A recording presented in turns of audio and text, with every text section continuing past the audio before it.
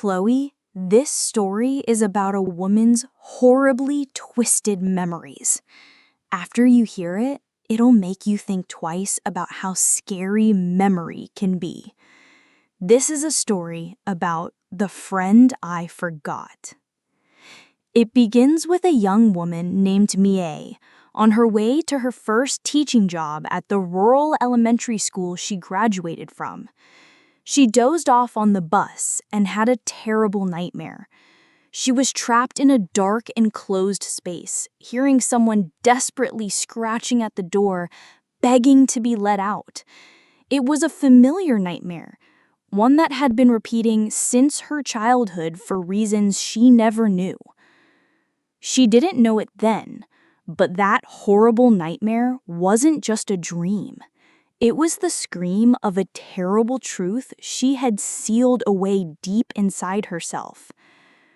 When she arrived at the school, her old teacher, now the vice principal, gave her a warm welcome. As she was greeting her new colleagues, she spotted a child's face in an old class album. The vice principal mentioned that his name was Dong-chun and that he had been especially fond of Mie. But when Mie asked what he was up to these days, the vice principal's expression suddenly darkened, and he quickly changed the subject. That evening, Mie was walking around the school alone, lost in her memories. She saw an old drawing of a boy in a dusty frame. For some reason, she felt like it looked just like Dong-chun from the album. As she turned away from the drawing, she saw a boy standing at the far end of the hall, staring at her. He looked exactly like the boy in the drawing. Chloe, this is where things start to get really strange. When Mie tried to approach the boy, he got scared and started running away. She chased him to the end of the hall, but the boy vanished right in front of a dead-end wall. Isn't that just chilling? It's as if he was absorbed right into the wall itself. She later asked another teacher about it, who told her that the wall hadn't always been a wall. It used to be the door to the old science lab. There was a bad accident a long time ago, and it had been bricked up ever since. One day, in a torrential rain, Mie was working late in the teacher's office by herself when the phone suddenly rang. She picked it up, but there was only static. Then through the noise, she heard a little boy's voice whisper, "Mie, it's me." And then the line went dead. After that incident, she started to fall apart. She was plagued by the nightmare until she finally collapsed in the hallway.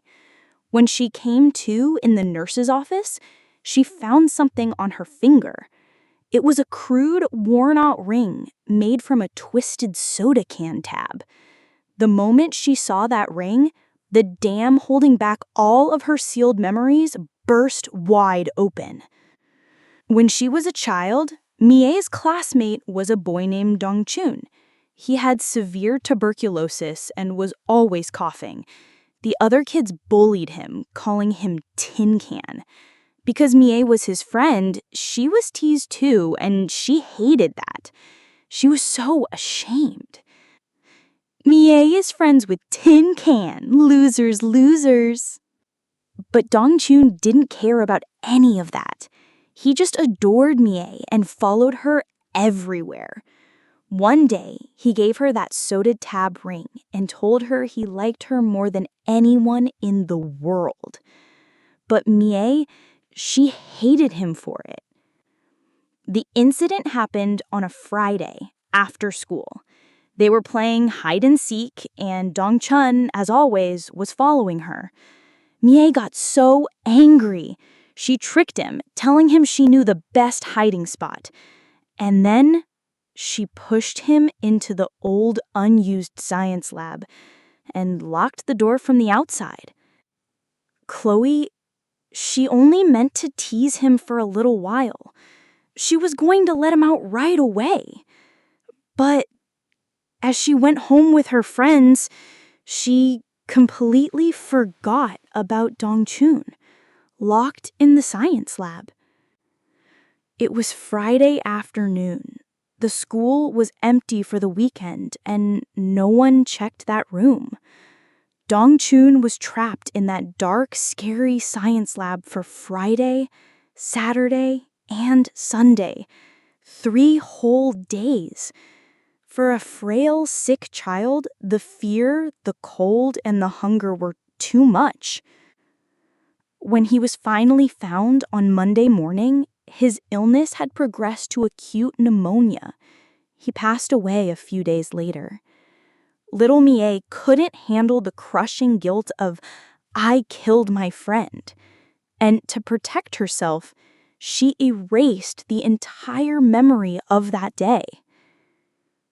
All the strange things that started happening when she returned to the school, maybe it wasn't a vengeful spirit.